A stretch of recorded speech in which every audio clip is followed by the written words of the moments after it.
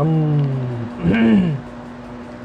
हलंत pulling प्रकरण में विचार चल रहा है कि सिद्धि हम लोग पूर्व के पाठ में कर रहे थे और इदम का रूप सिद्ध करते हुए हम आभ्याम तक पहुंच गए थे।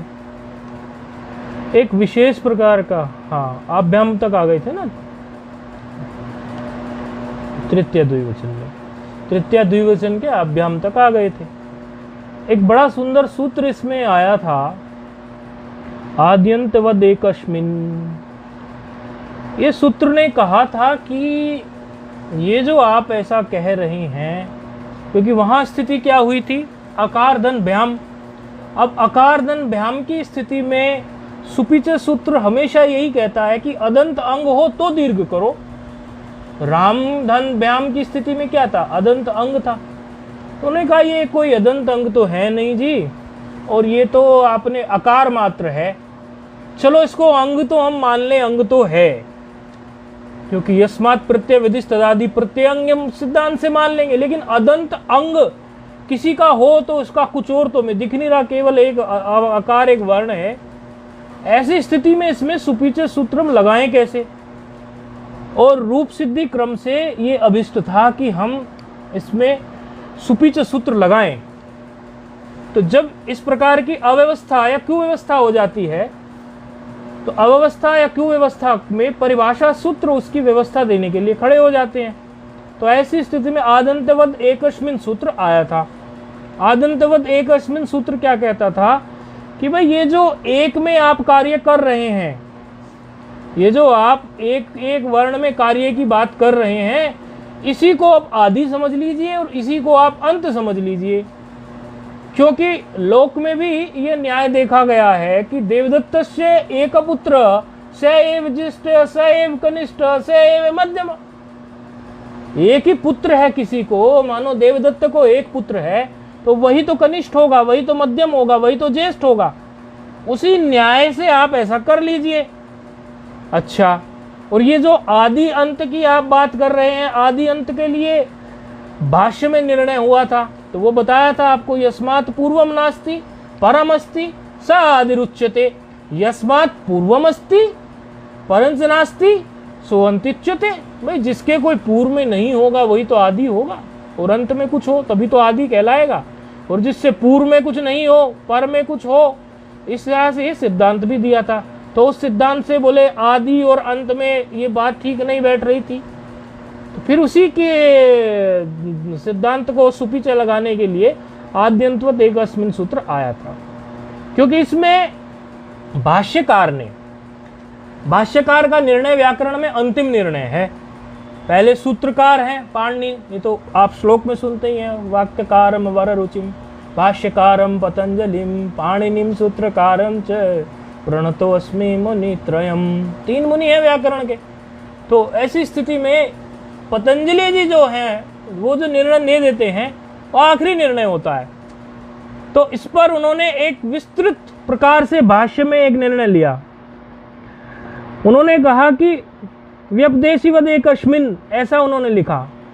उन्होंने कहा कि ये व्यपदेश हो जाए, व्यपदेश के जो होता है व्यपदेश के जैसा ही ये भी हो जाए। व्यपदेश का मतलब जैसे कोई चीज व्यापक रूप से, मुख्य रूप से आप कोई कार्य करते हैं, तो जो गौण कार्य है कभी कभी उस गौण कार्य को भी आप मुख्य कार्य की तरह कर लें, इसको बोलते हैं व्यपदेशवद भाव। यदि गौण कार्य को भी आप मुख्य की तरह उतनी ही वैल्यू दे दें तो उसको व्यपदेशवद भाव बोलते हैं।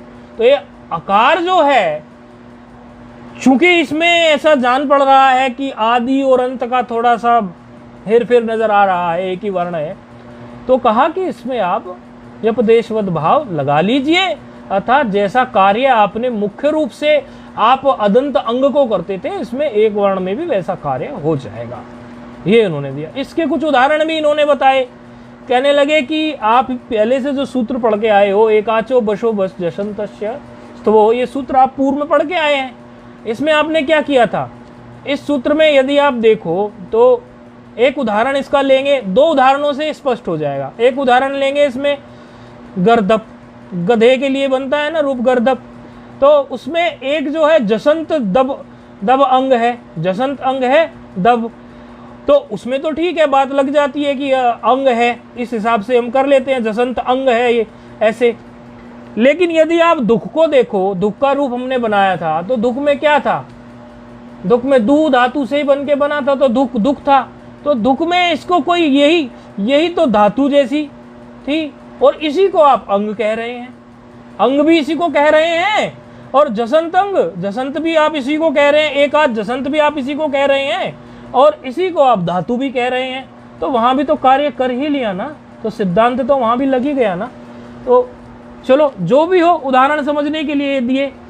ये सूत्र जो है आदंतवद एक अश्मिन जो है, इसी से भाष्य में जो निर्णय हुआ कि आप जो गौण कार्य है उसको भी मुख्य कार्य की तरह काम कर ले।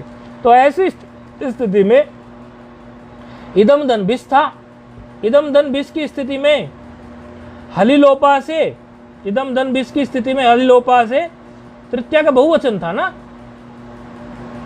क्या था? द्विवचन। अच्छा, कहां तक करा दिया था हमने? अब स्थिति ये जो है व्यपवद, जो व्यपवद देश भाव जो है, ये कई जगह आके खड़ा होगा, क्योंकि इदम धन बिस की स्थिति में भी सामान्य रूप से क्या किया हमने? पहले उसको त्यदादित्व किया, उसमें त्यदादि नाम सूत्र से क्या किया? आकार किया। आकार करने के बाद में उसमें अतो गुणे से पररूप कर दिया। अतो गुणे से पररूप करने से क्या स्थिति हो गई? इदधन बिस हो गई। इदधन बिस में हली लोपा से, चूंकि अब ये हलादि पर में है, इद भाग का लोप हो गया, तो अकार शेष रह गया, और ये होने वाला है, अकार सब जगह बचने वाला है, इसीलिए ये इतनी इसकी बातें बताई गई। तो उसी स्थिति को देखते हुए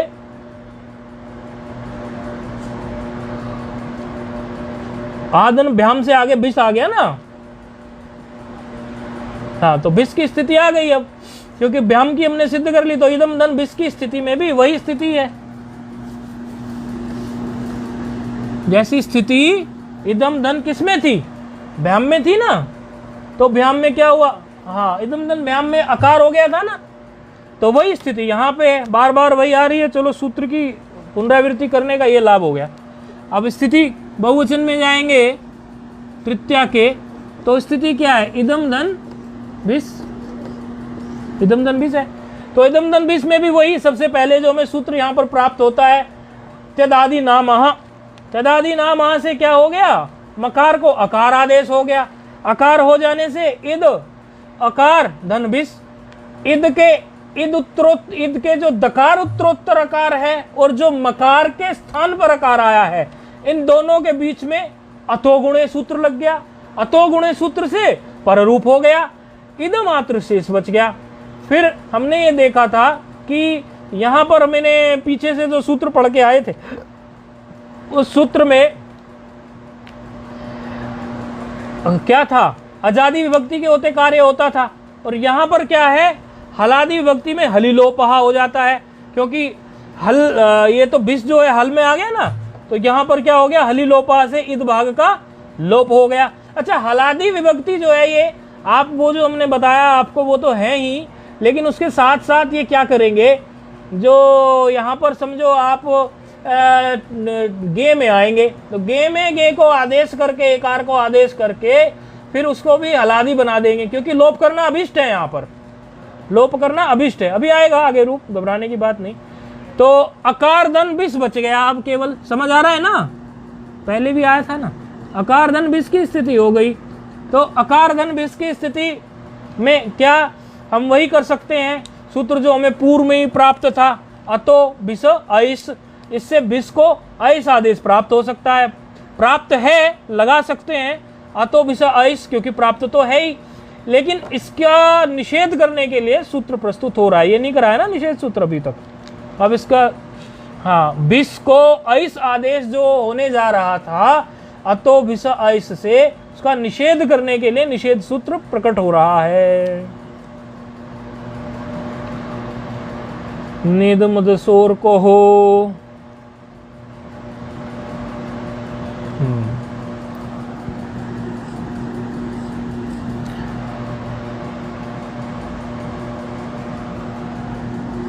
ये कैसे है?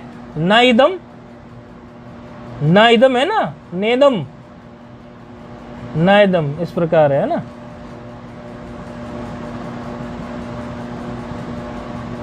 नेद मदसो अकोहो, ऐसे इसका उच्चारण है। नेद मदसो रकोहो, क्या है उच्चारण? नेद, नेद मद, मदसो, नेदो, नेद मदसो रकोहो, ऐसे इसका उच्चारण है।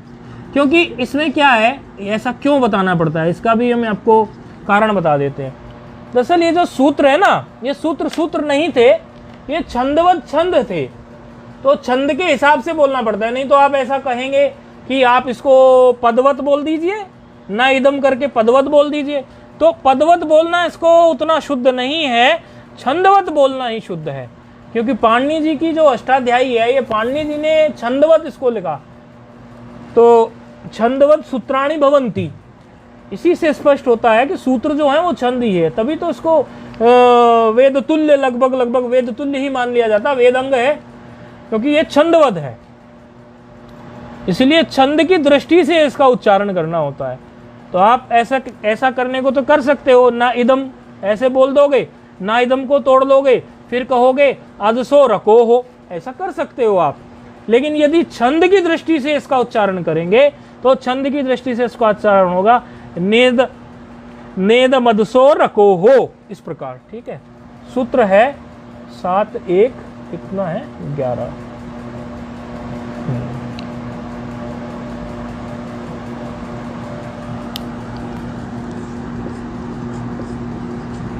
निषेध सूत्र है।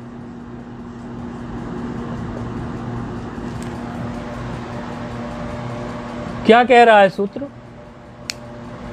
अकोहो इसमें एक पद है, इदम दसोहो एक पद है, इसमें ना तो अव्यय है, ना अव्यय है, और एक पद है इसमें क्या, इदम दसोहो, यहां तक ना अव्यय निकल गया, फिर इदम दसोहो ये निकल गया, इदम दसो, इदम दसोहो, षष्ठी द्विवचन का एक पद निकल गया इसमें से, इदम दसोहो, और एक पद इदम दसोहो हो गया, एक पद इसमें है अकोहो, अकोहो भी है ना षष्ठी द्विवचन का। ठीक है, अब पद का ज्ञान हो गया। अच्छा, इसमें अतो भिस ऐस से अनुवृत्ति भी आ रही है। ये जो आप समझो इसमें भिस आएगा और ऐस आएगा, इसकी अतो भिस ऐस से ही अनुवृत्ति आ रही है। ठीक है, अब अर्थ इसका स्पष्ट हो जाएगा, क्योंकि अनुवृत्ति किसकी आ रही है वो देख लिया, पद को हमने छेद कर लिया, अब अर्थ करना आसान हो गया। अककारयो हो, तोड़ के बोल रहे हैं जानबूझ के ताकि समझ पाओ। अककारयो हो, इदम अदसो हो, अककारयो हो, इदम अदसो हो, भिस ऐस न। क्या कह रहे हैं?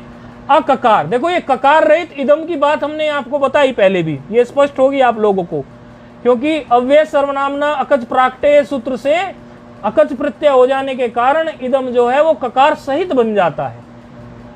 लेकिन ये हमेशा इदम के रूप सिद्धि में, ये सूत्र की वृत्ति में कहते हैं कि ककार रहित इदम की हम बात कर रहे हैं। ठीक है, तो यहां भी उन्होंने वही बोल दी। क्या कह रही है वृत्ति? ककार रहित इदम, और दूसरा शब्द क्या है? अदस। दो शब्दों के लिए सूत्र, ककार रहित इदम और अदस। इन शब्दों में यदि आपको भिस को ऐस करना प्राप्त है, किसमें? ककार रहित इदम में और अदस शब्द में यदि आपको भिस में ऐस करना प्राप्त है तो न करें। निषेध का तो काम ही होता है ना, न करें, मना करता है ना वो। तो जैसे पूर्व सवर्ण दीर्घ करने आया था राम के रूप की सिद्धि में, तो पूर्व सवर्ण दीर्घ करने के लिए कौन सूत्र आया था? याद है अभी या भूल गए? नहीं, पूर्व सवर्ण दीर्घ करने कौन आया था? पूर्व सवर्ण दीर्घ देख रहे हैं ऑनलाइन वाले भी सब, आओ। पूर्व सवर्ण दीर्घ कौन सा करता? प्रथमयो हो पूर्व सवर्ण है, लेकिन उसको निषेध किसने किया था? नादिची ने। क्योंकि नादिति ने क्या कहा कि पूर्व सवर्ण दीर्घ ना हो, तो निषेध का ऐसा ही होता है, पूर्व में जो कार्य कहा गया है वो उसको काट देता है, मना कर देता है, ये निषेध सूत्र करता है। तो यहाँ भी इसने अभी जो हमें प्राप्त हो रहा था विष के स्थान पर आइस, उसको इसने काट दिया। तो स्थिति क्या है, अकार धन विष। अब यहाँ चूंकि सूत्र तो लग नहीं पा रहा हमें विष आइस का, तो क्या करेंगे, कोई बात नहीं, बहुवचने जल्येत तो प्राप्त है, तो बहुवचने जल्येत लगा दीजिए। बहुवचने जल्येत क्या करेगा, अकार को एत्व कर देगा, एकार आदेश कर देगा। एकार आदेश करने से क्या हो जाएगा, ए बिस हो जाएगा। अब ए बिस में क्या लगा देंगे, पूरे सूत्र कौन कौन से हैं, ससजुस रूहु, फिर विरामो अवसानम से अवसान संज्ञा, और खरावसानो विसर्जनीय से विसर्ग को रेफ हो गया ना, रेफ को अवसान संज्ञा होने, रेफ को विसर्ग, तो रूप क्या सिद्ध हो गया, ए भी। ठीक है, ये हो गया तृतीया बहुवचन। अच्छा, अब स्थिति क्या आ गई हमारी, चतुर्थी एक वचन में। अब चतुर्थी एक वचन में क्या आया हमें, यदि पूरी प्रक्रिया को हम देखें तो पूरी प्रक्रिया तो वही है, शुरू कहां से होगी, इदम धन गे में बचा ए। ठीक है, अब इदम से ईद बना दोगे, कैसे बना देंगे इदम से ईद, पहले त्यदादि नाम लगाएंगे, त्यदादि नाम से मकार को, ये जानबूझ के हम बार बार इसकी कर रहे हैं, समझो आपकी पुनरावृत्ति कराने के लिए बार बार उन्हीं सूत्रों का उच्चारण करा रहे हैं, क्योंकि व्याकरण क्या है, मस्तिष्क में पूर्व का संस्कार नहीं हो तो बैठती नहीं है, इसीलिए बार बार बोलने से वो उसके साथ जान पहचान ठीक हो जाती है। तो इद हम इसको बना लेंगे वही पूरी प्रक्रिया से, तो फिर क्या रह जाएगा, इदम से ये इद धन ए। हाँ, इद धन ए की अवस्था में, अच्छा सर्वनाम संज्ञा है इसकी कि नहीं है इदम की, क्योंकि त्यदादि है, सर्वनाम संज्ञा है, सर्वादीनी सर्वनामानी से इसकी सर्वनाम संज्ञा है, तो सर्वादीनी सर्वनामानी से जब इसकी सर्वनाम संज्ञा है, तो सर्वनाम संज्ञा में चतुर्थी विभक्ति के एक वचन के लिए कोई सूत्र पढ़ा था, सर्वनामनः स्मयी। सर्वनामनः स्मयी क्या करता है, एकार को हाँ एकार को करेगा स्मयी आदेश कर देगा, क्या कर देगा, एकार को स्मयी आदेश। किससे हुआ, सर्वनामना, ये सर्वनाम संज्ञा किससे हुई, सर्वादीनी सर्वनामानी। डिस्प्ले करने वाले इसको भी कर लेंगे, सर्वनाम संज्ञा किससे हुई, डिस्प्ले करने वालों को थोड़ा लगता होगा कि काम बहुत हो गया है, लेकिन विद्यार्थियों को लाभ मिल जाए तो आपकी तो बड़ी भारी सेवा हो गई, आपने बहुत बड़ी सेवा कर दी यदि विद्यार्थियों को लाभ मिलता है तो, इससे अनुभव उनका अच्छा हो जाता है। तो सर्वादीनी सर्वनामानी को यहाँ डिस्प्ले कर देंगे, और सर्वनाम संज्ञा करने के बाद में सर्वनामनः स्मयी से क्या हुआ, एकार को स्मयी आदेश। तो एकार को स्मयी आदेश किससे हुआ, सर्वनामनः स्मयी से, वो भी डिस्प्ले कर देंगे। तो स्थिति हो गई इद धन स्मयी। अब इद धन स्मयी की स्थिति में आप देखिए, वैसे तो यदि आप विचार करोगे तो यहाँ पर दो सूत्र युगपत प्राप्त हो रहे थे, सर्वनामना स्मयी के साथ साथ में अनाप्यकः भी प्राप्त हो रहा था। अनाप्यकः क्या करता है, इद को अन आदेश करता है, वो एक ही साथ प्राप्त हो रहे थे दोनों के दोनों, लेकिन पर कार्य अन आदेश जो है वो है, हो सकता है पर कार्य की दृष्टि से आप कहोगे कि पर कार्य में अनाप्यका पर में है, अनाप्यका का जो नंबर है वो समझो हमारे सर्वनामना स्मयी से पर में है, तो विप्रतिषेधे परम कार्यम के लिए हम चल पड़ते हैं, विप्रतिषेधे पर कार्य कर देंगे। लेकिन इसमें एक बात और समझनी पड़ेगी, हाँ, सर्वनामना स्मयी जो है उससे पर में अनाप्यका है, तो उससे कर सकते थे, लेकिन उसके लिए ग्रंथकार ने एक परिभाषा दी, ग्रंथकार ने नहीं, परिभाषा का तो अलग है, परिभाषा इंदु शेखर अलग है। तो परिभाषा क्या कहती है? परिभाषा कहती है, ये परिभाषा शायद पहले आई नहीं है आपके सामने, इसलिए थोड़ा लिख रहे हैं और डिस्प्ले भी हो जाएगी, ये शायद पहले आई नहीं है। पूर्व पर, ये हमने सर्वनामना स्मयी से ही क्यों कार्य करवाया? हालांकि सर्वनामना स्मयी से पर में अनाप्यकः सूत्र था, लेकिन कार्य हमने किससे करवाया? सर्वनामना स्मयी से। अच्छा, एक चीज और आप समझ लो, पाणिनि जी जब यहाँ पर मुनित्रय इस बात को करते हैं कि विप्रतिषेधे परम कार्यम, कहीं कहीं आप कहोगे कि विप्रतिषेधे परम कार्यम, कहीं कहीं वही विप्रतिषेधे अपरम कार्यम। तो इसको परम और अपरम की जगह आप विप्रतिषेधे इष्टम कार्यम समझ लो, जो इष्ट हो वही कार्य करेंगे। तो प्रसंगवशात ये भी बात आ गई थी यहाँ पर, लेकिन एक परिभाषा प्रवृत्त होगी, वो परिभाषा है पूर्व पर नित्य अंतरंग। पूर्व पर नित्य, पूर्व पर नित्य अंतरंग, पूर्व पर नित्य अंतरंग, पूर्व पद नित्य अंतरंग, अपवादानाम उत्तरोत्तरम बलियः। पूर्व पर नित्य अंतरंग, अपवादानाम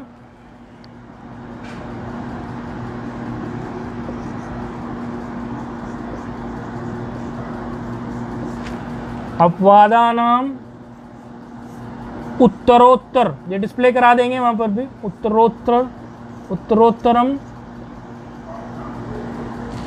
इसका जो YouTube वीडियो आप लोग जो सेवा करते हैं अपलोड करेंगे, जो भी सेवा करते हैं, इसको ये परिभाषा अवश्य कर देना, क्योंकि ये पहले आई नहीं है। बलियः वैसे हमने बोर्ड पर भी लिख दी, क्योंकि कुछ लोग तो फेसबुक से देखकर YouTube का चैनल पे पहुंचते नहीं होंगे ना, इसीलिए।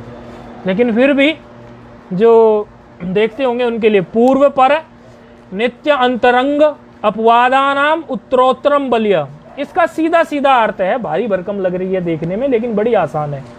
पूर्व से पर से नित्य, नित्य से अंतरंग, अंतरंग से अपवाद, इस तरह उत्तर उत्तर देखना पड़ेगा हमें। यदि पूर्व है और उत्तर में कोई पर है तो पर को लगाओ सूत्र को, और पर से भी यदि पर सूत्र है तो, और पर और नित्य दो सूत्र हैं तो नित्य सूत्र को लगाओ। अब ये नित्य सूत्र किसको बोलेंगे?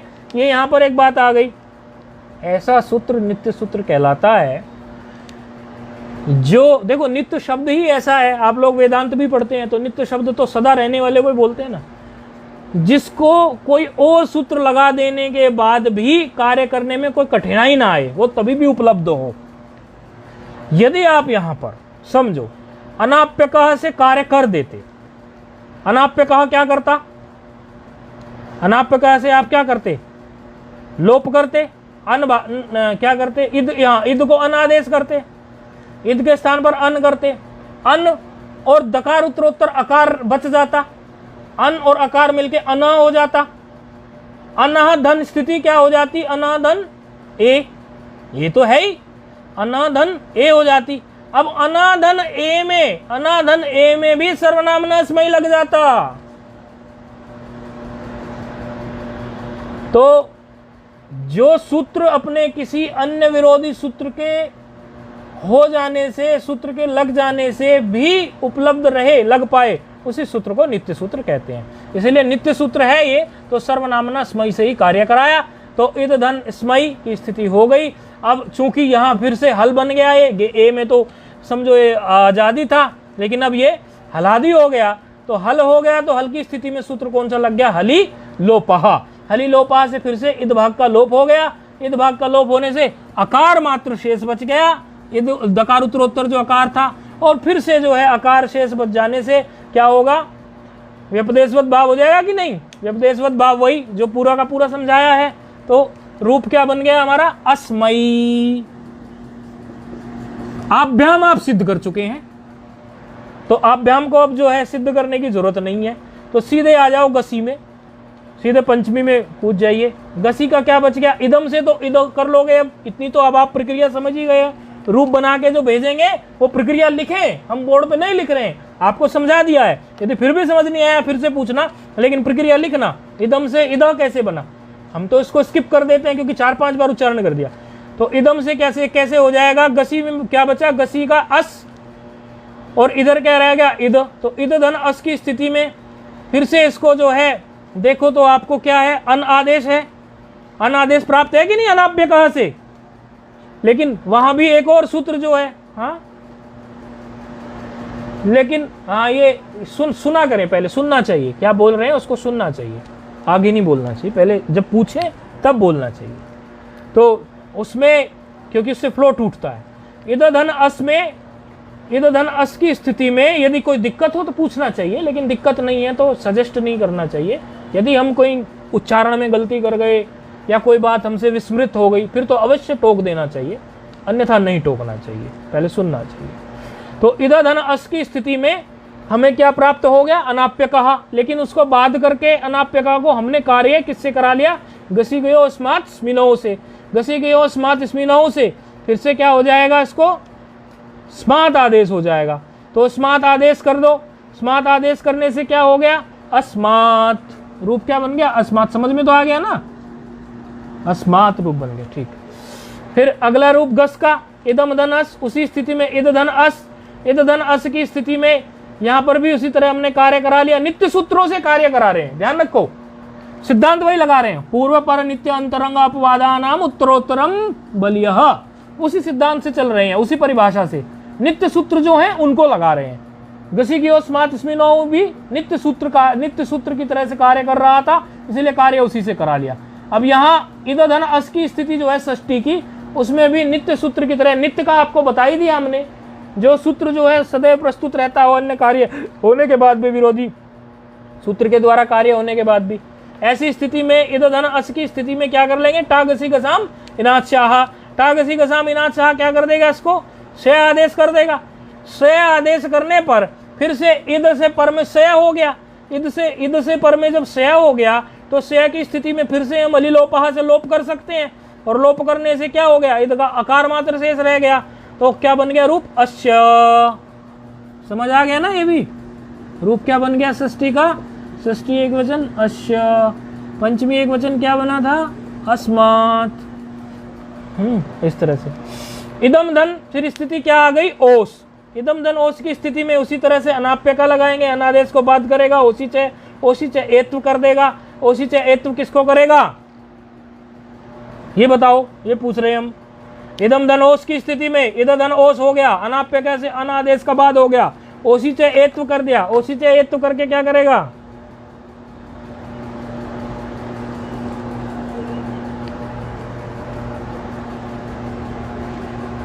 हाँ ये सही पकड़ा, क्योंकि यहां पर ना तो इस आजादी को हलादी बना रहे हैं, और ये आजादी आजादी ही है, ओस पर में है। स्थिति क्या है, ये ऐसी जगह बोलना चाहिए, स्थिति क्या है,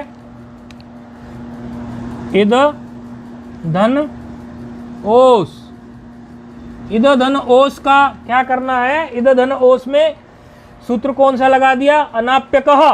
अनाप्यकः ने क्या किया, इद को अनादेश कर दिया, अन आदेश करने से क्या हो गया, अन हो गया, क्योंकि आकार मिल गया ना, दकार उत्तराकार तो बच गया था, इद का लोप हुआ।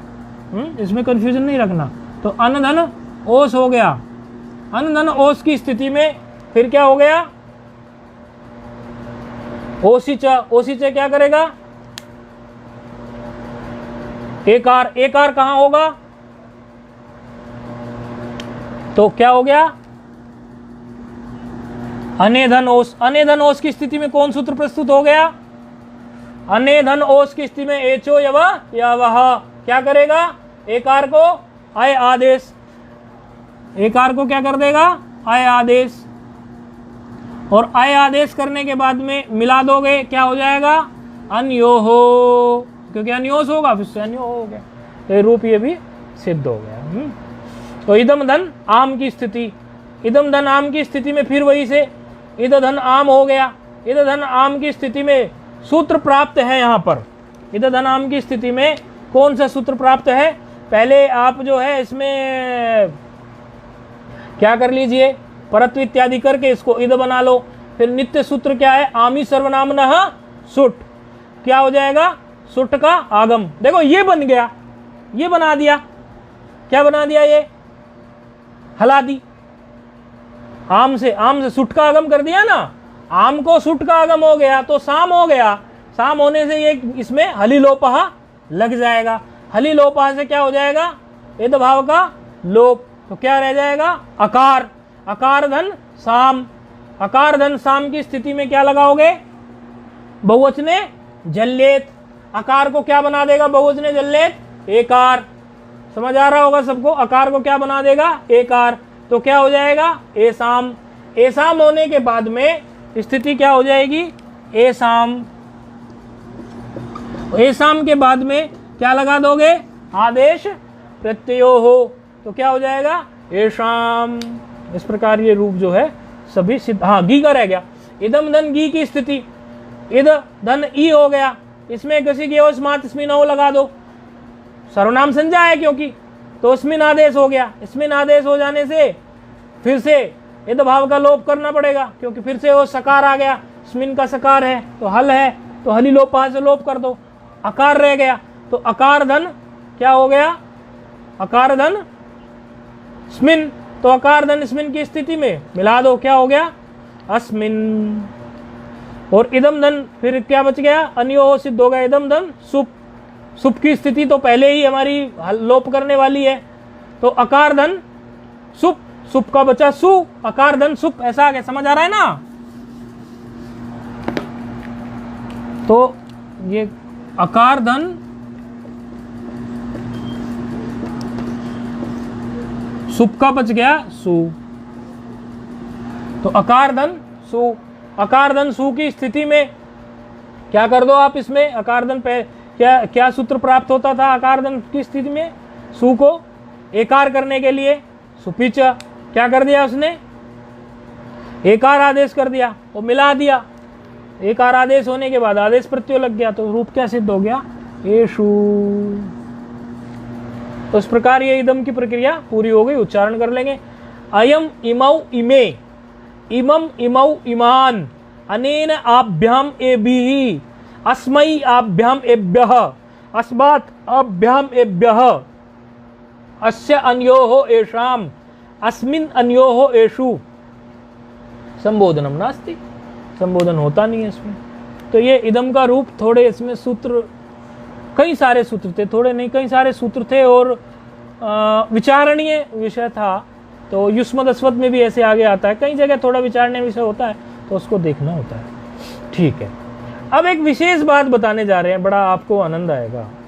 विशेष बात क्या है कि आगे का सूत्र जो है आपको ये कहेगा कि अन्वादेश कर दो। आगे का जो सूत्र है अभी प्रकट हो रहा है, उसमें बड़ी सुंदर बात आने वाली है। सूत्र आ रहा है, द्वितीया टौष्वेनः,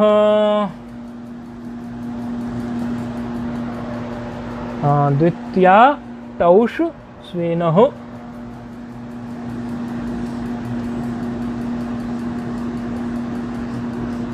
जब तक हम ये सूत्र लिख रहे हैं, जो भी ऑनलाइन है, जो भी जैसे है, इसको जरा तोड़े, पूर्व की पड़ी हुई संधियों के अनुसार ये सूत्र कैसे टूटेगा, कैसे विच्छेद होगा इसका, संधि विच्छेद करें।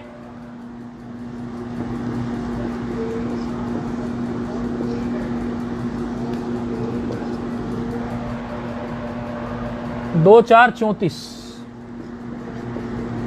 ऑनलाइन वालों भेजो, कुछ बताओ, जिसको भी पता हो कैसे तोड़ेंगे। पुस्तक ना देखना, आसान तो है। द्वितीया टौ सु, द्वितीया टौ सु, ऐसे तोड़ दो ना इसको, द्वितीया टौ सु, ऐसे टूट जाएगा। इसमें क्या है, और फिर क्या है, द्वितीया टौ सु, एक पद है इसमें, द्वितीया टौ सु। देखो कैसे होगा, द्वितीया और टा है, और टा से पर में ओस है, टा से पर में ओस है, ओस ओस को मिला के ये पद बना है, द्वितीय टौसोसु। तो इसमें कोई ऐसी खास बात है नहीं। तो सूत्र में क्या है, द्वितीय टौसोसु जो पद है सप्तमी बहुवचन का है, यहाँ तक द्वितीय टौस, ये क्या है, टौसोसु, ये कोई अणची है ना, सु है और बाद में क्या है, सु के उकार से क्या बन गया, समझ में आ रहा है? आपको आ रहा है फोन पर समझ में ये कैसे टूटा है? हाँ, द्वितीय टौसो सु, टौस सु, द्वितीय टौस सु, ऐसा है, द्वितीय टौस सु।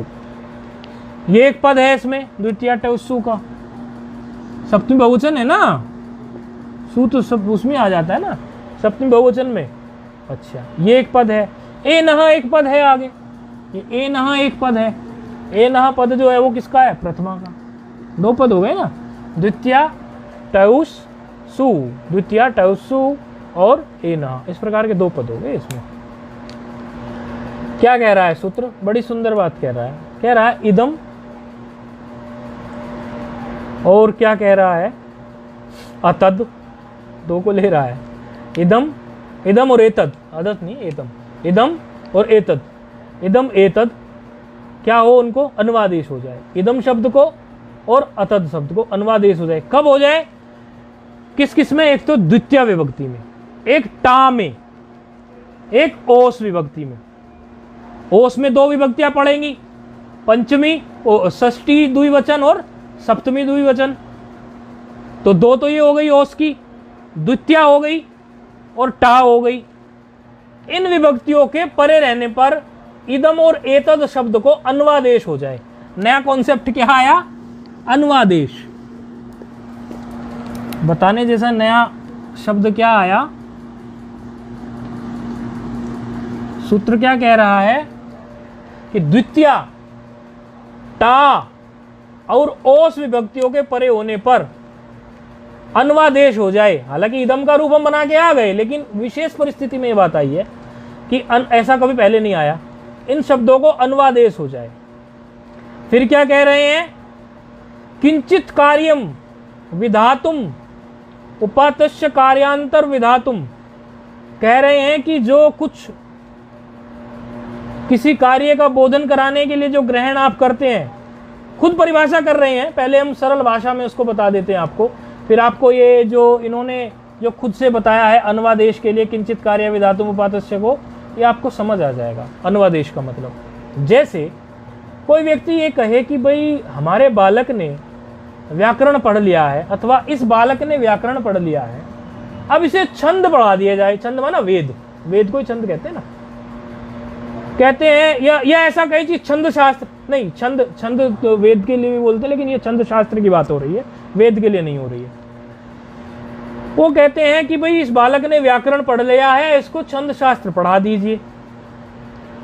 संस्कृत में किस प्रकार का वाक्य बनेगा? अनेन व्याकरणम अधीतम एनम छंदो अध्यापाय एवं छंदो अध्याप्यो। अध्याप्यो क्या कहते हैं कि इस विद्यार्थी के द्वारा व्याकरण तो पढ़ लिया गया। अनेन कौन सी विभक्ति? तृतीया, अभी बनाया ना रूप अनेन। अनेन व्याकरणम अधीतम एनम छंदो अध्याप्य। अब इसमें देखो, जिस बालक को व्याकरण पढ़ाया गया है उसी बालक को तो छंद पढ़ाने की बात कर रहे हैं, किसी और को तो नहीं कह रहे ना। जिस बालक को व्याकरण पढ़ाया गया उसी बालक को छंद पढ़ाने की बात हो रही है। इसी प्रकार दूसरा उदाहरण दो, अन्योहो पवित्रम कुलम। अन्योहो क्या है? कौन सा रूप बना था अन्योहो? षष्ठी और सप्तमी द्विवचन, षष्ठी द्विवचन और सप्तमी द्विवचन। अन्योहो पवित्रम कुलम। कहते हैं कि इन दोनों का कोई होंगे दो, इन दोनों का कोई बालक होंगे, इन दोनों का कुल जो है बड़ा पवित्र है। और फिर आगे क्या कह रहे हैं? एनयोहो प्रभुतम स्वम। कहते हैं इनके पास माल पानी धन भी बहुत है, इन दोनों का कुल बहुत अच्छा है और इनका धन भी अच्छा है। तो जिनकी बात पहले की, अब अंतर देख रहे हो आप? एक ही तरह के वाक्य के लिए दो अलग अलग शब्दों का उपयोग किया जा रहा है। अनेन व्याकरणम अधीतम एनम छंदो अध्याप्य। अनेन का ही उपयोग एनम की जगह क्यों नहीं किया गया? देखो, अनेन अनेन अनेन की दृष्टि से ही हम ये जो रूप हमने बनाया इदम का, इदम के हिसाब से हमें क्या करना चाहिए था? यहाँ पे एनम एनम इदम का रूप द्वितीय विभक्ति का कौन सा होता है? इदम का द्वितीय का, इदम की द्वितीय, द्वितीय पूछ रहे हैं हम तो, इदम की द्वितीय। तो प्रयोग यहां कर सकते थे इमम, लेकिन नहीं किया, एनम किया। जिसके द्वारा व्याकरण पढ़ा गया उसको, इसको अर्थ है ना, इसके द्वारा व्याकरण पढ़ा गया, इसको अब क्या कर दो, छंद पढ़ा दो। तो आप यदि देखोगे तो इसके द्वारा व्याकरण पढ़ा गया तो इसके लिए इदम शब्द का उपयोग हुआ। इदम की कौन सी तृतीया लगा दी, अनेन। और यहां पे जब इसको बोलना है तो द्वितीया लगा दो इदम शब्द की ही। एनम क्यों लिख रहे हो आप? ये एनम नई चीज कहां से ले आए आप इदम शब्द की ही द्वितीया का प्रयोग करके इमम लगा दीजिए। इसी प्रकार अन्योहो पवित्रम कुलम, आपने जो है षष्ठी द्विवचन का उपयोग कर दिया कि इन दोनों का कुल जो है पवित्र है। तो इदम शब्द की जब षष्ठी के द्विवचन का उपयोग आपने किया तो अगले पद में भी तो आप उन दोनों के लिए वही अर्थ निकालना चाह रहे हो, इनका इन दोनों का कुल के लिए निकाल रहे हो, और इनका ही धन भी पवित्र है। तो यहां भी आप अन्यों का उपयोग क्यों नहीं कर देते, एनियों का उपयोग क्यों कर दिया? अगला उदाहरण ले लो, इमं बालकम शिक्षाम पीठतः, इमं बालकम शिक्षाम पीठः, क्या इमं बालकम शिक्षाम पीपटः, शिक्षा तो इसकी हो गई पूरी इस बालक की। इमं बालकम शिक्षाम पिपीटः, इसकी शिक्षा पूरी हो गई। तो क्या करो, अथो, अनंतर के लिए अथ शब्द आता है, तो बताते हैं कितनी बार, अथो एनम वेदम अध्यापय, इसको वेद पढ़ा दो। अब जिस बालक की अभी शिक्षा पूरी हो गई, शिक्षा पढ़ ली इसने, शिक्षा ग्रंथ जो हैं इसके पूरे हो गए। शिक्षा मतलब जो शिक्षा ग्रंथ हैं वो पढ़ा दिए। वेद से पढ़ने, वेद के पहले शिक्षा ग्रंथ पढ़ने पड़ते हैं, तभी वेद को ठीक प्रकार से हम वेद को पढ़ सकते हैं। तो इस बालक को आप वेद पढ़ा दीजिए। तो इसमें भी देखिए इदम इमम यूज किया है, इसमें इमम का प्रयोग किया और आगे एनम का प्रयोग कर लिया, इमम का ही प्रयोग क्यों नहीं किया? इस प्रकार के अनेकों उदाहरण आपको मिल जाएंगे। तो ये जो हम एक ही प्रकार के विषय में दोबारा उसी विषय के दोबारा उन्हीं के लिए हम उच्चारण करते हैं, उसी कार्य के लिए। पहली बार तो कोई कार्य अज्ञात होता है, लेकिन दूसरी बार जब उस कार्य का ग्रहण का उसी के लिए ग्रहण किया जाता है तो अब तो वो अज्ञात नहीं बचा। पहली बार जो हमने ग्रहण किया कि इन बालकों को, इनको, और दूसरी बार जो ग्रहण कर रहे हैं अब तो वो परिचित हो गया कि नहीं हो गया? पुनर्ग्रहण है कि नहीं है? पुनर्ग्रहण कर रहे हैं ना, अनेन जिसके लिए बोला उसी के लिए एनम बोल रहे हैं कि नहीं बोल रहे हैं? तो ऐसी जब स्थिति खड़ी हो जाए, ऐसी स्थितियों में आपको इदम शब्द को क्या कर देना चाहिए? विशेष एक आदेश कर देना चाहिए इदम शब्द को। वही ये सूत्र करा रहा है, अन्वादेश उसको कहते हैं। जब कोई बात पहले कह दी गई और उसी विषय के लेकर उन्हीं को ही, जिनके लिए हम उपयोग कर रहे हैं, उन्हीं व्यक्तियों को, उन्हीं को हम दूसरी बात भी उन्हीं को बोल रहे हैं, उन्हीं के विषय में वो कह रहे हैं। तो ऐसी स्थिति में जब पुनर्ग्रहण की स्थिति हो जाती है, तो पुनर्ग्रहण की स्थिति में जो आदेश होता है, क्या आदेश होगा? इदम और एतद शब्द को एन आदेश होगा। इदम और एतद शब्द को एन आदेश होगा। तो ऐसे आदेश को जो पुनर्ग्रहण की स्थिति में पुनर्ग्रहण हो रहा है ना, ऐसे आदेश को हम क्या कहते हैं? अन्वादेश कहते हैं। तो अन्वादेश मुझे लगता है इतने उदाहरणों के बाद अच्छे से क्लियर हो गया होगा। और यदि समझ में नहीं भी आया होगा तो एक बार फिर से विचार कर लेना, फिर पूछ लेना। तो अन्वादेश के लिए इन्होंने क्या कहा कि अन्वादेश में एक तो आपको द्वितीया में करना है अन्वादेश, ठीक है? द्वितीया में कौन कौन से? अम है, औट है, शस है। आपको टा में करना है और आपको ओस में करना है। ओस दो जगह पे बैठा है, षष्ठी और सप्तमी में, ये आपको करना है। रूप बनाने में कोई कठिनाई नहीं है, इदम शब्द है, ले लीजिए। और केवल इसका प्रयोग वही होना है जहां पुनर्ग्रहण हो, अर्थात जब भी आपको कोई ऐसा वाक्य मिले पुनर्ग्रहण का, देखना वहीं इसका उपयोग मिलेगा।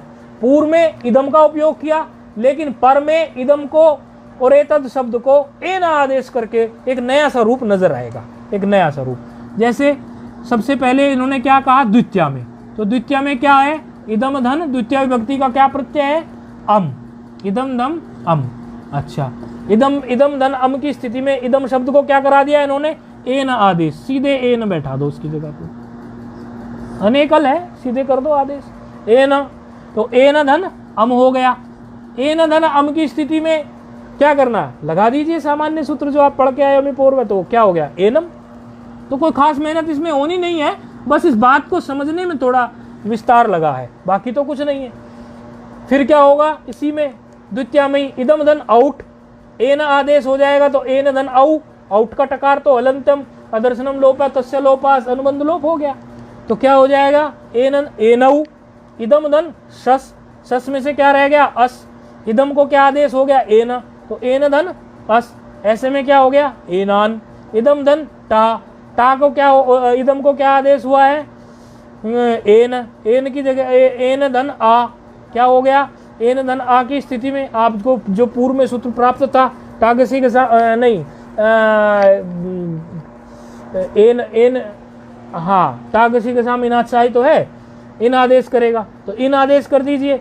इन आदेश करने के बाद में आध गुणा लगा दीजिए, एन न हो गया। इसी तरह से इदम धन ओस की स्थिति में एन यो हो गया। तो सर्वत्र जो है एन आदेश ही करना है। सर्वत्र का मतलब इन तीन स्थान में, द्वितीया में, टा में और ओस में। सर्वत्र का मतलब 21 के 21 जगह रूप नहीं बना देना। तो इसके अनेकों उदाहरण आपको प्राप्त हो जाएंगे। इमं विद्धि हरेर भक्तम विद्वयथेनम शिवार्चकम, ये देखो इसमें से विद्वयथेन ऐसे है ना, एनम निकलेगा इसमें से, ये विद्वयथेन मतलब अथेन क्या, शिवार्चकम, इमौ इमान, इमौ इमान वित्त शैवान, एना वेनास्तु वैष्णवान। ये अन्वादेश के उदाहरण हैं, इस सूत्र के अन्वादेश के उदाहरण हैं। डिस्प्ले करने वाले डिस्प्ले कर देंगे। ये अन्वादेश के जो श्लोक हैं, 2 श्लोक हैं अन्वादेश के। इमम विद्धि हरेर भक्ता विद्याथेन शिवार्चकम, इमाम इमाम इमान वित्त शैवान शैवान, एना वेनास्तु वैष्णवान। ये उदाहरण है इसी के। आप इन उदाहरणों को ठीक से देखेंगे, पदों को तोड़ेंगे तो आपको समझ में आ जाएगा। अगला उदाहरण है इसी सूत्र का, अनेन पूजितः कृष्णो अथैनेन गिरिशोर्चितः। पहले कृष्ण को पूजा किया, बाद में गिरीश भगवान को पूजा किया, ऐसे। और दोनों में प्रयोग देखो, पहले अनेन का प्रयोग कर लिया, अनेन पूजितः, और कृष्ण अथ, और यहाँ क्या कर लिया, एनेना। समझ में आ रहा है, अनेन पूजितः पहले क्या है प्रयोग। एक बोर्ड पे लिख दें हम थोड़ा, क्योंकि जो पढ़ते हो वैसे देखते होंगे उनको भी ये श्लोक प्रसिद्ध है। देखो प्रयोग, अन्वादेश का प्रयोग, इसी सूत्र का प्रयोग है। अनेन पूजितः, पहले अनेन का प्रयोग कर लिया देखो, अर्थात इदम का प्रयोग हुआ। फिर क्या है, अरे ये भी ढीली पड़ गई, कृष्णो अथाई, इसमें से निकल जाएगा एनेन।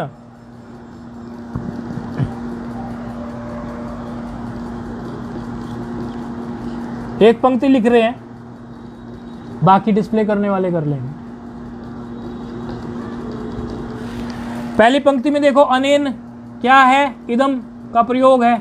इदम की क्या है, तृतीया एक वचन है। और दूसरे में, क्योंकि उसी व्यक्ति के लिए बात हो रही है कि इसके द्वारा क्या है, पूजे गए हैं, कौन, कृष्ण। इसके द्वारा कृष्ण की पूजा की गई है, और इसी के द्वारा अब गिरीश की पूजा हो रही। तो दूसरे में क्या हुआ, तो दूसरे में क्या ले लिया इन्होंने, एनेन ले लिया।